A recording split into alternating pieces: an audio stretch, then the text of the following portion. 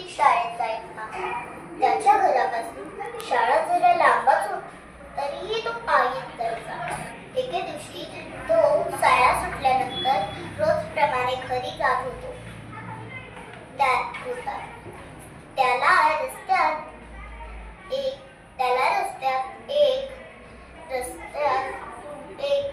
वांग्याचे शेत दिसले. आजूबाजूला कोणी नाही हे पाहून तो शेतात शिरला. नंतर त्याने 5-6 वांगे तोडली व घरी घेऊन आला. घरी आल्यावर आईने जे विचारल्यावर त्याने धातू उत्तर देऊन वेळ मागून नेली.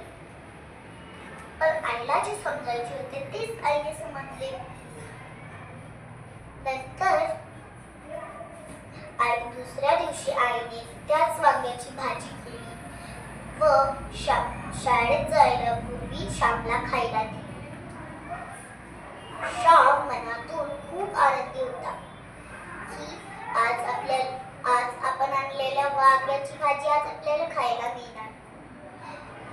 पण हे काय आई, भाजीत तर मीठच नाही. आई म्हणाली, आई भाजी ओढली आहे. आई म्हणाली की मी तर भाजीत मीठ बरोबर टाकले होते. तू कुणाला न विचारता हे वांगे तोडून आणलेस, म्हणून तुला भाजी ओढली लागत असेल. श्यामला त्याची चूक कळली. श्यामने त्याच्या आईला माफी मागितली. आईला असे आश्वासन दिले की ही चूक परत कधी करणार नाही. तर मित्रांनो, तुम्हाला या गोष्टीतून काय बोध मिळाला? कधी काही सोडून घेऊ नये. हर्षदा,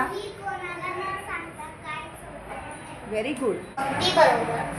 आपण कुणाच्याही वस्तूला कधी न विचारता हात लावायचे नाही. धन्यवाद.